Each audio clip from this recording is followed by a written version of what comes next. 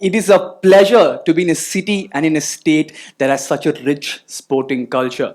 And Chennai, my hometown, has always celebrated Kabaddi with an unmatched love and interest that we could not have a better venue to host this leg of the PKL. So, a very warm welcome to all of our captains, our players from Tamil Nadu, our distinguished members, as well as our friends from the media who are ever loving and always give us all the support that we need. Now, before we call upon our players to the stage, it's time to hear from the driving force behind the league's growth and vision. So please put your hands together as we welcome League Chairman and Business Head of Mashad Sports, Mr. Anupam Goswami. Some applause, guys. Come on, here we go. Thank you. Pamsha? Thanks, people. Thanks. This one. Thank you. You could, yes. G. Anupam, so we've had two legs of enthralling pro kabaddi action. Now the third leg begins here in Chennai. What is your assessment been of the season so far? So, first of all, please let me begin by acknowledging what a great, if all sport essentially means the content around it, media has been very important. And thank you so much. It's a pleasure a privilege to be in front of you. Kabaddi we always knew was a very intense sport. The big difference which PKL has sort of the big catalysis we have brought is data. So if you look at just data and what the trends are, it is intense. The competition is very even. There are 12 teams. The difference between the league winner, Delhi Dabang, and team 8 is the spread is only 6 points. And this time we have carried out a major format initiative by giving teams 7 and 8 a chance to go to the playoffs. Within that spread, there are other data points which actually confirm the intensity of competition. Of the 52 matches that were played by yesterday, we are 27 matches are have gone to the difference between a win and a loss has been 5 points and less. 11 matches have been decided on the last raid itself. It's almost like having the equivalent is a 6 on the last ball. And that is the way the teams are taking it to the wire. One very interesting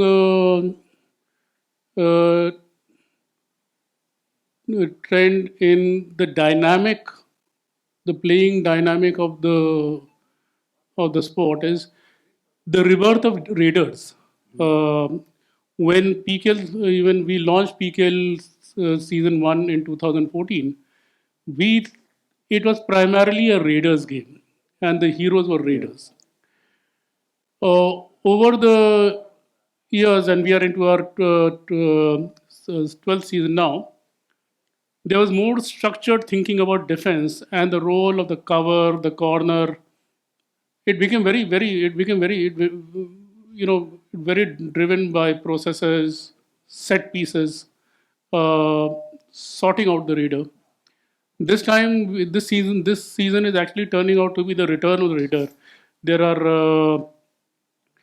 is Ayan Lochab, who has already carried out 20-point matches. It's a superb performance.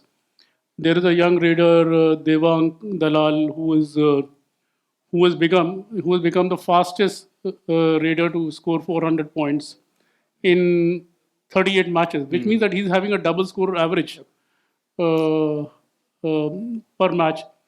One of these days, this kind of data we'll understand it more and appreciate it more as a comparable performance by a Viv Richards or a Bradman. We have and of course again there are two matches which have gone to the golden raid, which also shows that tiebreakers are being contested very strongly.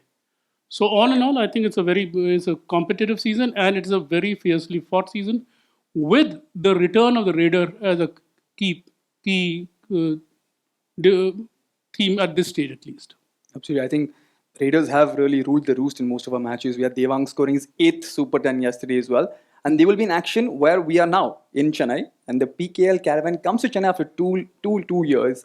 How important is this homecoming, sir, given the state's sort of love and passion for the sport of Kabaddi? So Tamil Nadu is one of the great Kabaddi geographies for the sport in this country. We when we expanded the team in 2017 by 4 teams, we were very sure that we wanted a team out of Tamil Nadu. I think that Tamil Nadu has got a potential to have 2 teams also from here. Uh, Definitely more than 1 team. But and what is sort of holding up and bolstering that promise is the rise of Tamil players in the league, and we have got from just till yesteryear we had stalwarts like Charlatan, Dharmarajan Charlatan, or K. Bhaskaran as a coach. We have an entirely new crop of young players who are making their presence felt on the field in a very on the mat in a very strong way. And I think what we have is a very steady pipeline of Tamil talent coming to the fore. So that's a great thing. But the connect with the between Tamil Nadu and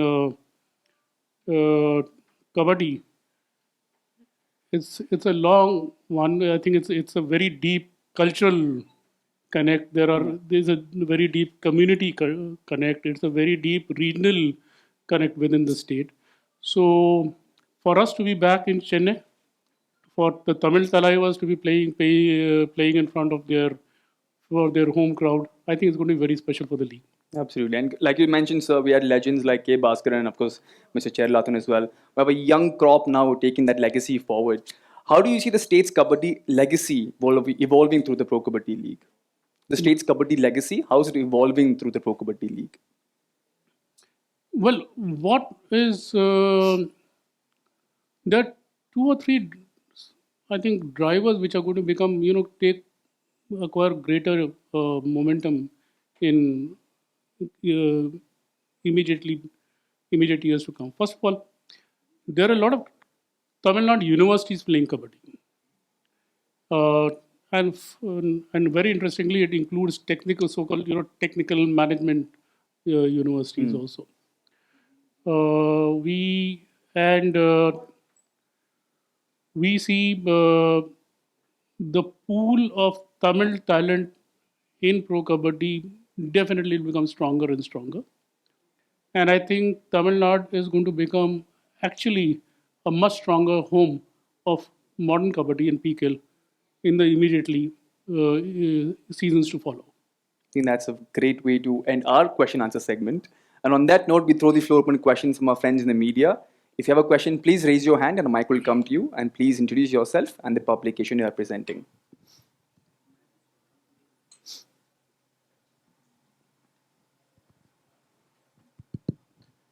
My name is T. N. Raghu. I represent Gold Quiz Sports. My question is to Mr. Goswami. Are you happy with the way tiebreakers are being played? Have they not become somewhat predictable? So they have not become predictable. So let's see. If you will allow me to tell you why we came with the tiebreaker. It has definitely allowed us to give a win or a loss in every match. And I am very sure that other leagues with similar potential are going to follow this. Uh, our engagement is whenever there is a tiebreaker, the engagement does go up for TV viewership. What it has also done is make the points table very simple. It's a binary thing. It's a win or a loss. Uh, the tiebreaker one, that excitement, but it's an initiative. We'll have to keep on building upon it. I think we'll have to think about the way the tiebreaker is played out also, uh, so that there is stronger action and a do or die level of action in the tiebreaker. We'll have to think about it. That will apply for tiebreakers for all emerging sports. But the fact that it is decisive, that's a fundamental commitment to your fan and as well as viewers. To that extent, it will definitely be copied by other emerging sports wherever it's possible. For sure, it will be a trendsetter. I have another question. You have 8 teams that have a chance to reach the final now. The top two can win the trophy with 2 wins. But teams that finish from 5 to 8, they need to win 6 matches on the trot to win the trophy. Do you think it's a level playing field? I have no problem with your giving incentive to the top two, but 5, 6, 7, 8, they have to play 6 knockout matches to win the trophy. Will they be not tired if at all if they reach the final to take on one of the top 2 teams? So that kind of see the important point, Chief, is still the spread of points. The spread of points between the first and the eighth is still 6. So what that show? In fact, I would like to. We will also like to. We should look at the spread of points between the top 10 teams, also. And what it will mean now here on, there are the competition for the top 3 or the top position is, yes, it is getting decided, although not yet.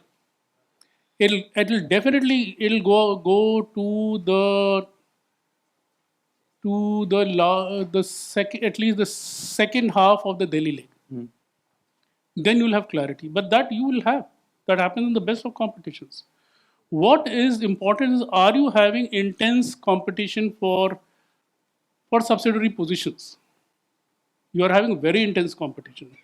Do you have a situation where the majority of teams are going to be giving all they have to not be relegated to the last 2? Surely. And to that extent, I think what the play in, the combination of play in and the playoff is going to do is going to definitely have very increased competition right to the last league matches between teams who will be ranked between 5th to the 10th. And that is the thing. There is not going. It's not as if you're. In the past, we have had situations where 3 or 4 teams have felt that the chances are over. It's not going to be seen this time. That's the big game. Sir, regarding the increase of the teams in future, new teams. I do not say new teams. No.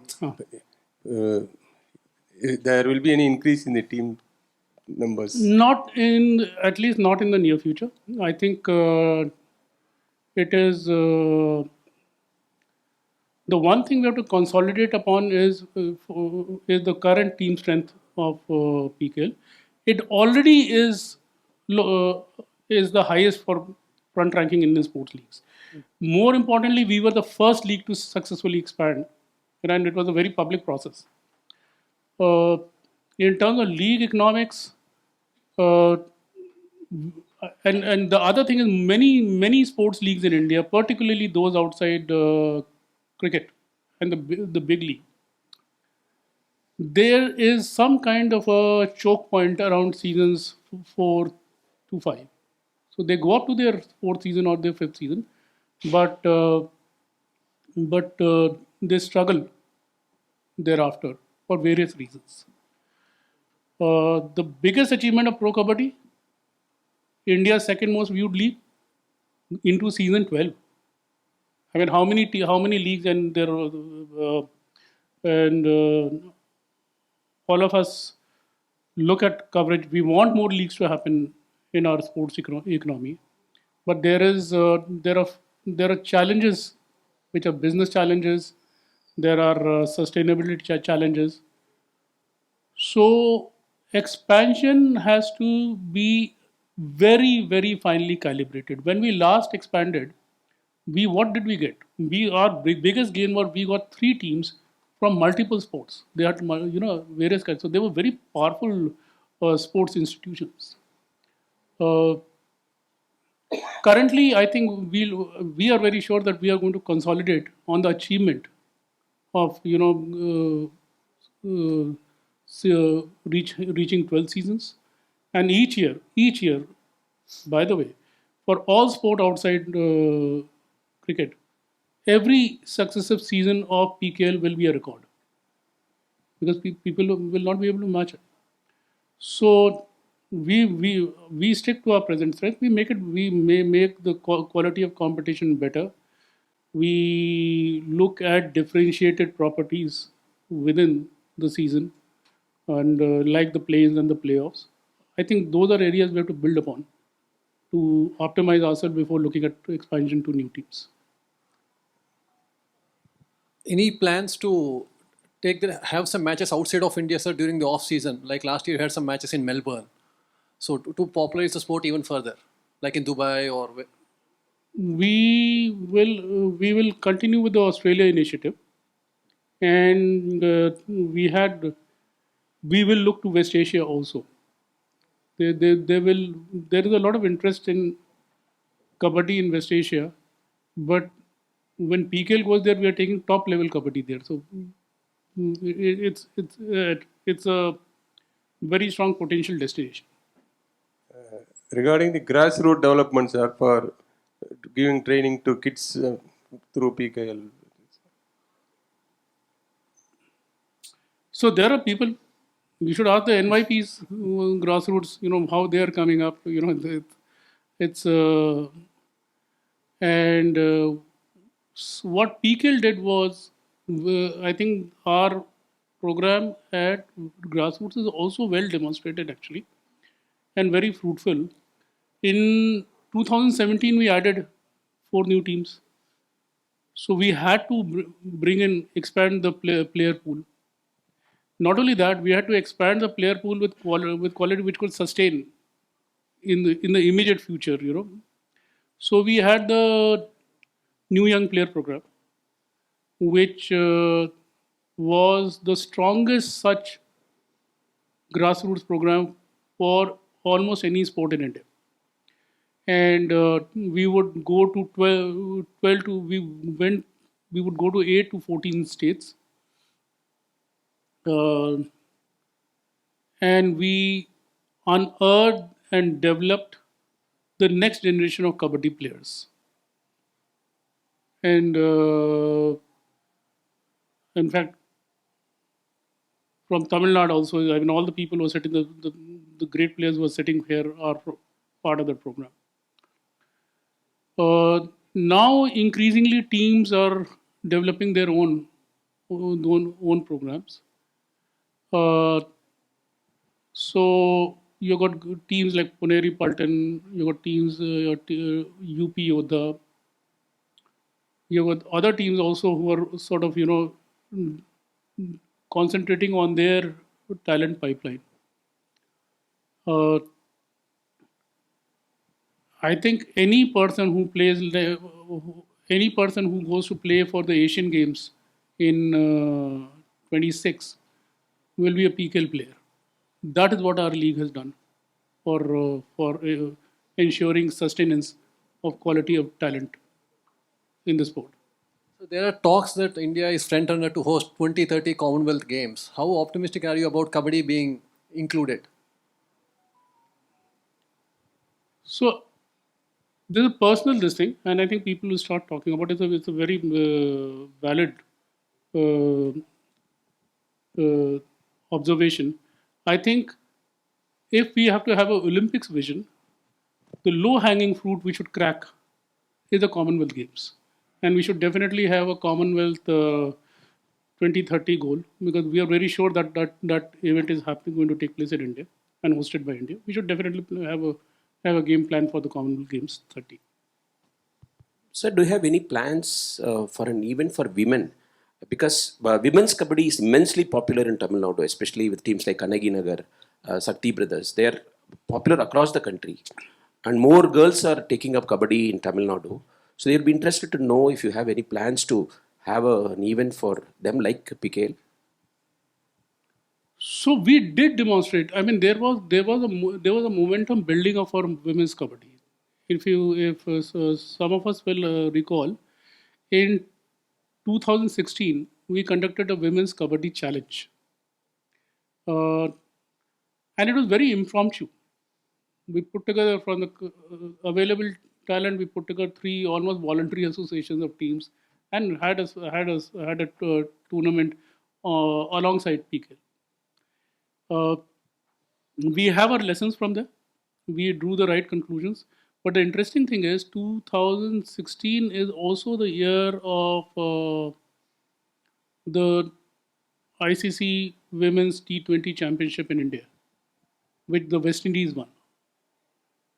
And so the PKL Women's event compared very, very favorably for TV viewership with that particular event. And that was women's cricket then.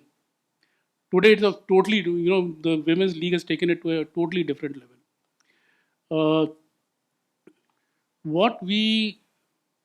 If we have to have a ambition, again, as the question was, for Commonwealth leading to Olympics, if you're going to land at the Olympics, we have to have a women's league.